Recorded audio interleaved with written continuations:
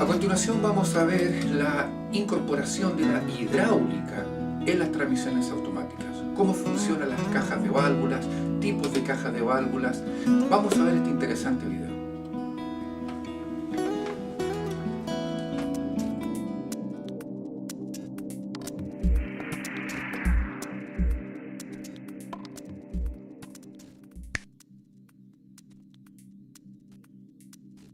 El aceite para engranajes desempeña en el cambio automático varias funciones que se reflejan en diversas partes del circuito del aceite. La bomba del aceite succiona aceite del cárter, limpiándolo de impurezas y partículas de abrasión en el filtro del aceite. La bomba del aceite genera en principio la presión del aceite. Válvulas reguladoras reducen la presión del aceite a los valores necesarios para las diversas funciones. Válvulas de mando distribuyen la presión del aceite entre los elementos de mando según el cambio de marchas a efectuar. El embrague de anulación del convertidor se conecta como los elementos de mando. En un circuito de aceite separado se llena el convertidor de par. Este circuito de aceite suele incluir además el radiador del aceite y el sistema de abastecimiento de los puntos de lubricación del cambio. El aceite retorna al cárter desde los puntos de lubricación de los elementos de mando y de los juegos de ruedas dentadas, así como desde las salidas cero de las válvulas.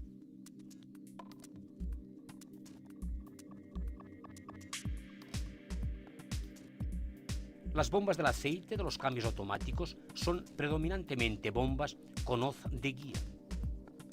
Se trata al respecto de bombas de engranajes con dentado interior.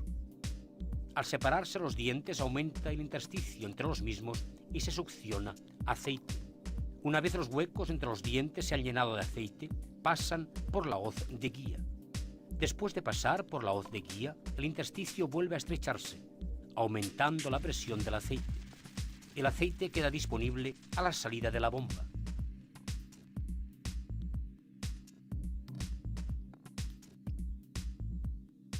La bomba con hoz de guía es impulsada a través del buje existente en la caja del convertidor de par, girando así al número de revoluciones del motor. Este proporciona ya al régimen de ralentí una presión suficiente para suministrar la presión de trabajo necesaria a todos los sistemas hidráulicos postconectados. Aquí puede ver un dibujo en sección de un cambio automático. Aún falta la bomba del aceite. Utilizando el ratón, lleve la bomba del aceite al lugar de montaje correcto.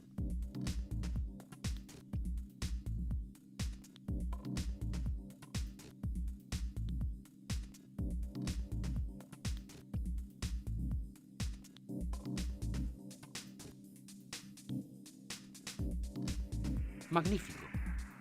La bomba del aceite ha de estar entre el convertidor de par y el engranaje planetario.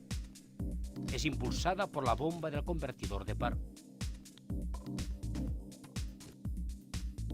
La regulación y la distribución de la presión tienen lugar en el bloque de distribución hidráulico. Generalmente el conjunto de este bloque está montado bajo el engranaje planetario. El bloque de distribución hidráulico está formado por varios cuerpos de válvula. Un cuerpo de válvula es el común para todas las válvulas que se encuentran dentro. Contiene además los canales del aceite conforme al plan hidráulico. Los canales del aceite no se cruzan en el cuerpo de válvula. Los cruces necesarios se establecen por medio de orificios en la chapa intermedia. Estos orificios comunican los canales correspondientes a cuerpos de válvula superpuestos. El bloque de distribución hidráulico es controlado por las señales del EGS. Las válvulas controladas eléctricamente están enchufadas en el cuerpo de válvula por el exterior, de modo que pueden cambiarse fácilmente. En el sistema hidráulico se necesita aceite hidráulico en diversos escalones de presión. Esto puede verse paso a paso mediante un esquema simplificado del sistema hidráulico. La presión de trabajo es la presión máxima en el conjunto del sistema hidráulico, hasta 25 bares. Todas las demás presiones se derivan de esta, siendo por lo tanto más bajas. La presión de trabajo está disponible directamente detrás de la bomba del aceite y es regulada por la válvula reguladora de la presión de trabajo a través de una salida cero controlada. La regulación de la presión depende de lo exigido por el EGS y de la marcha acoplada. La presión de la válvula de regulación y la presión de la válvula de mando abastecen las válvulas electromagnéticas de regulación y mando controladas electrónicamente. Ambas presiones son claramente inferiores a la presión de trabajo, 3 a 8 bares. Las válvulas electromagnéticas de mando controlan las válvulas de mando posconectadas, que a su vez controlan los elementos de mando.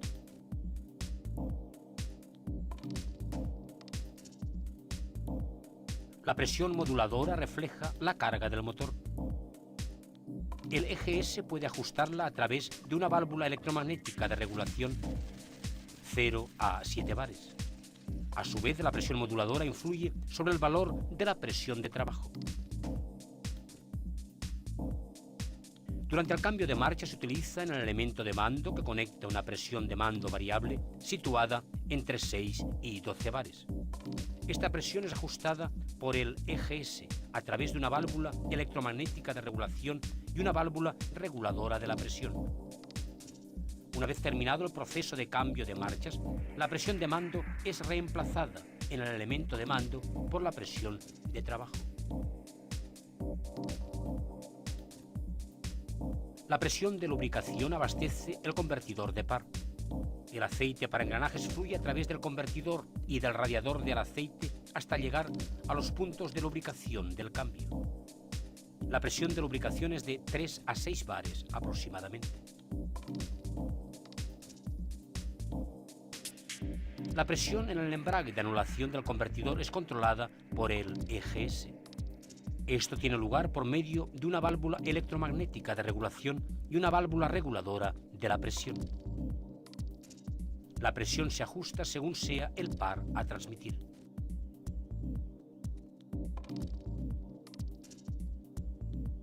Dependiendo de la marcha a acoplar, la presión de trabajo se distribuye entre uno o varios elementos de mando.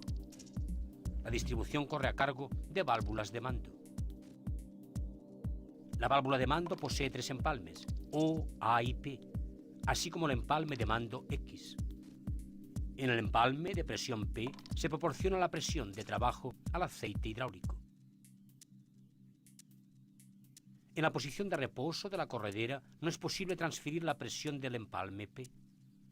Por el contrario, el empalme de trabajo A está comunicado con el empalme O, que representa una salida cero. Por esta razón, el empalme de trabajo está sin presión. Conmute ahora la válvula de la posición de reposo a la de trabajo. Haga clic con el ratón en la llave de cierre de la tubería de control. Cuando la presión de control actúa sobre la superficie frontal de la corredera, ésta se desplaza a la posición de trabajo. Por el desplazamiento de la corredera se cierra la salida cero. Se establece el enlace entre A y P. La presión del empalme P se transfiere al empalme A. Para que la corredera vuelva a la posición de reposo tras desconectar la presión de control, está provista de un muelle helicoidal en la superficie frontal opuesta. Pruebe también su función.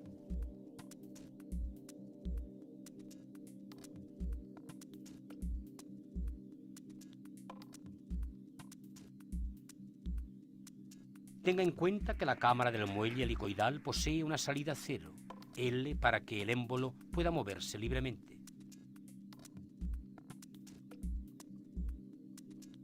En otra ejecución de la válvula de mando, la segunda superficie frontal está provista también de un empalme de control Y. Por excitación alternante se mueve la corredera en vaivén. Pruebe usted.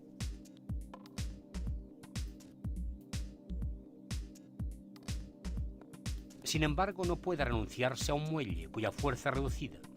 Su función es llevar la corredera sin presión a una posición básica determinada. Las válvulas de mando aquí mostradas se denominan válvulas distribuidoras de 3 vías y 2 posiciones, ya que tienen 3 empalmes de distribución y 2 posiciones de distribución.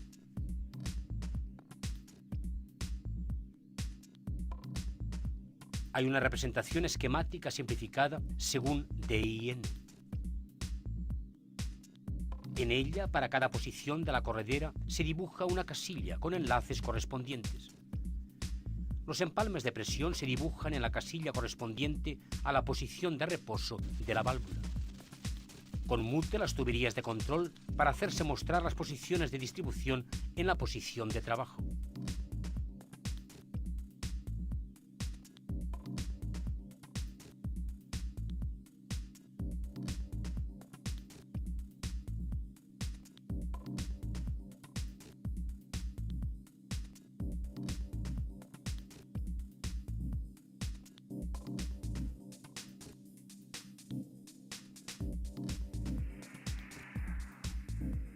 Con otros empalmes y dándole la forma correspondiente a la corredera, resultan otras clases de válvulas de mando. La válvula distribuidora de 4 vías y 2 posiciones posee, por ejemplo, 4 empalmes que se conectan directamente o cruzados. Esto puede reconocerse claramente por el símbolo DIN.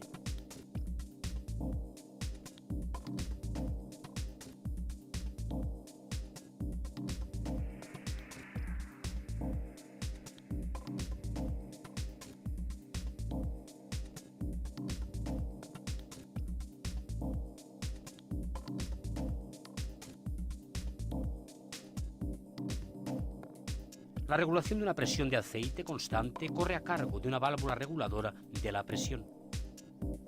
Tales válvulas reguladoras de presión generan, por ejemplo, la presión de las válvulas de mando y la presión de las válvulas de regulación. En caso de una válvula reguladora de presión simple, se trata de una válvula distribuidora de 3 vías y 2 posiciones, con los empalmes A, O y P. Sin embargo, la presión del empalme de trabajo A actúa a través de un canal con estrangulador de amortiguación sobre la superficie frontal izquierda de la corredera. Así se genera una fuerza que se calcula multiplicando la presión P por la superficie A. En el lado opuesto actúa la fuerza del muelle helicoidal, D, multiplicado por L.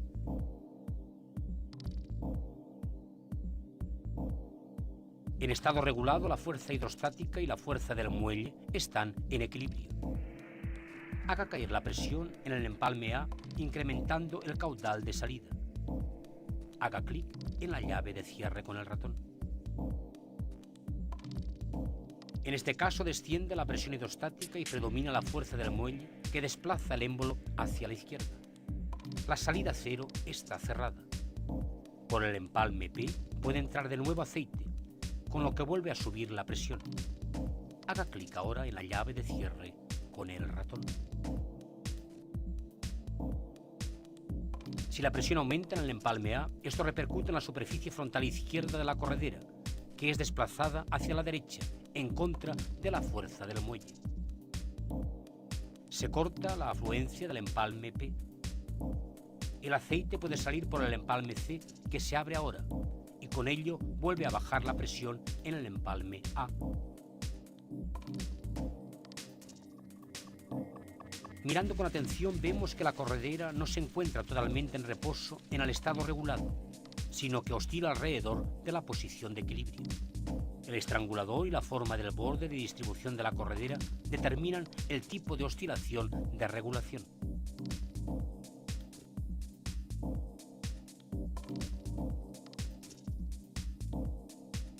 El símbolo DIN de la válvula reguladora de presión muestra la vía de regulación de presión desde P hacia A y la salida cero. Lateralmente actúa a través del estrangulador la presión en el empalme A. La fuerza oponente es representada por el símbolo de muelle. Además de la fuerza del muelle, puede actuar también la presión de un segundo circuito hidráulico. En estado regulado vuelve a regir el equilibrio de fuerzas. En el lado frontal izquierdo de la corredera se tiene la presión regulada. En el lado opuesto actúa la suma de la fuerza del muelle y la fuerza hidráulica. El muelle procura una presión mínima constante, mientras que la presión de control proporciona un aumento variable de la presión. El muelle es también necesario, aunque no se exija ninguna presión mínima. En estado sin presión, la corredera ha de encontrarse en el tope izquierdo. Solo así puede fluir aceite por el empalme P al interior de la válvula al aplicar presión. La utilidad de tal disposición consiste en que con pequeñas cantidades de aceite pueden controlarse grandes caudales de aceite. Por ejemplo, con la presión de control procedente de una válvula electromagnética puede gobernarse el caudal de aceite, mucho mayor que llena o vacía un elemento de mando. La válvula reguladora de presión sirve aquí para intensificar el rendimiento. Pruebe usted mismo modificando la presión de control.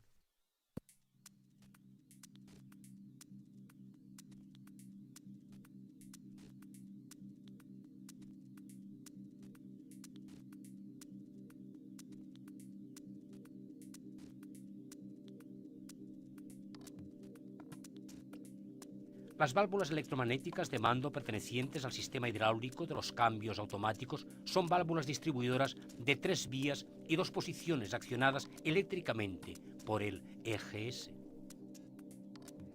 Las válvulas electromagnéticas de mando suelen ser válvulas de asiento esférico. Contienen una bobina y un inducido unido al empujador de la válvula. En la posición de reposo, la válvula está cerrada por fuerza de resorte. Pruebe usted lo que ocurre al pasar corriente por la bobina. El inducido es atraído al interior de la bobina en contra de la fuerza de resorte. El empujador de la válvula deja libre el paso y cierra la salida cero.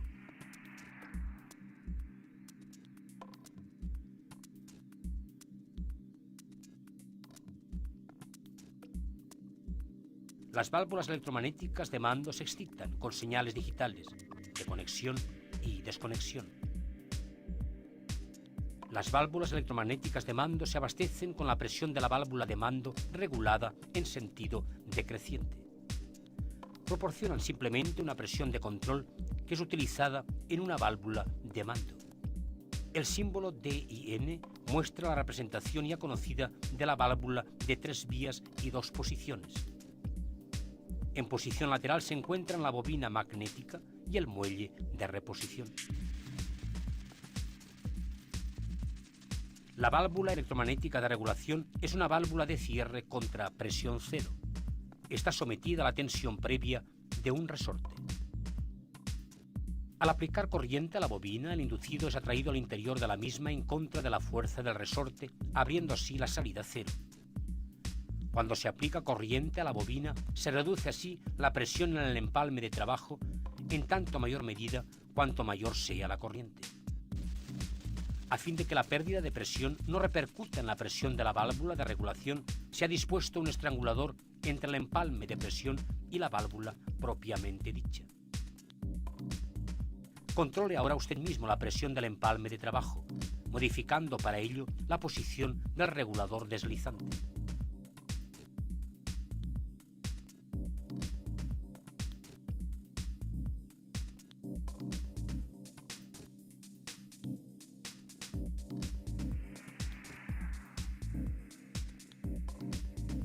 Ahora debe armar un pequeño bloque de distribución controlado electrónicamente. 2 elementos de mando deben cargarse alternadamente con una presión variable. Aquí tiene algunos elementos. Una válvula de mando en forma de válvula distribuidora de 4 vías y 2 posiciones. Una válvula reguladora de presión. Una válvula electromagnética de mando. Y una válvula electromagnética de regulación. Además dispone de la presión de trabajo, la presión de la válvula de regulación y la presión de la válvula de mando. El dispositivo debe desempeñar la siguiente función. La válvula electromagnética de regulación proporciona una presión de control ajustable eléctricamente que es amplificada en la válvula reguladora de presión y es distribuida por la válvula de mando a uno de los 2 elementos de mando. La válvula de mando es controlada también eléctricamente por la válvula electromagnética de mando. Ahora se trata de ensamblar los elementos del bloque de distribución. Enlace la presión de la válvula de mando con la válvula electromagnética de mando. Para ello, haga clic primero con el ratón en el extremo de la tubería de presión y luego en la entrada correcta de la válvula electromagnética de mando.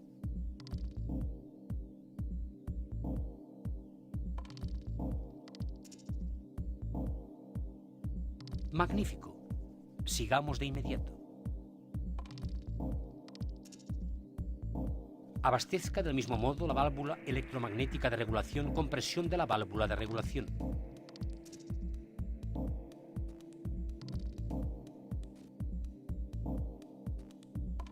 Exacto. Continuemos. Para completar el suministro hidráulico de los elementos, se proporciona presión de trabajo a la válvula reguladora de presión.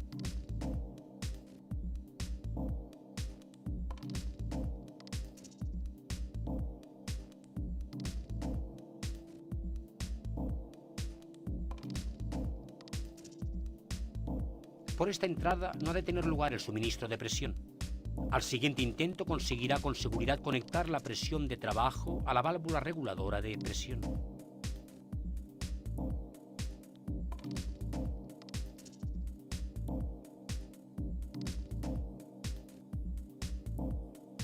Por este camino llega la presión de trabajo a la válvula reguladora de presión. Ahora se enlazan las válvulas entre sí. La presión ajustada por la válvula electromagnética de regulación tiene que actuar en la entrada de control de la válvula reguladora de presión. Establezca el enlace necesario. Exacto. Continúa así.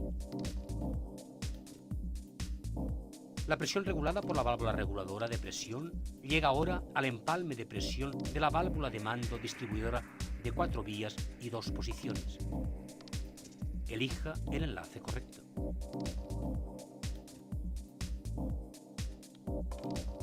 Excelente. Continúe con la siguiente tubería hidráulica. Ahora tiene que hacer llegar a la entrada de control de la válvula de mando distribuidora de 4 vías y 2 posiciones la presión de la válvula electromagnética de mando. Elija el empalme necesario de la válvula de mando.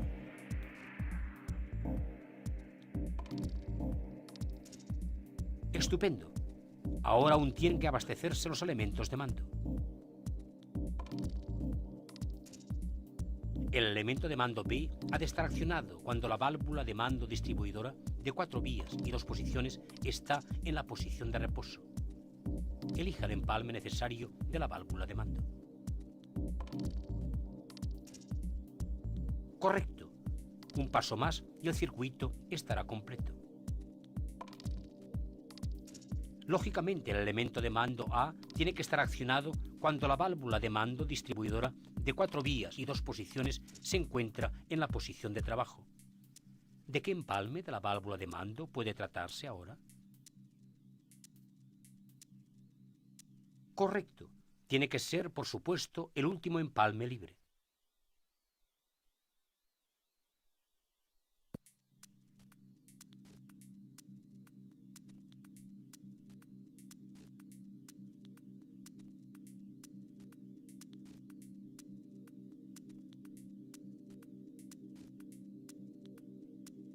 Los elementos de mando hidráulico se conectan ahora además con componentes eléctricos. Un interruptor para la válvula electromagnética de mando y un regulador de corredera para la válvula electromagnética de regulación. La presión de los 2 elementos de mando puede leerla en los manómetros. La bomba del aceite funciona y hay presión de aceite. Pruebe según sus deseos el circuito hidráulico confeccionado por usted.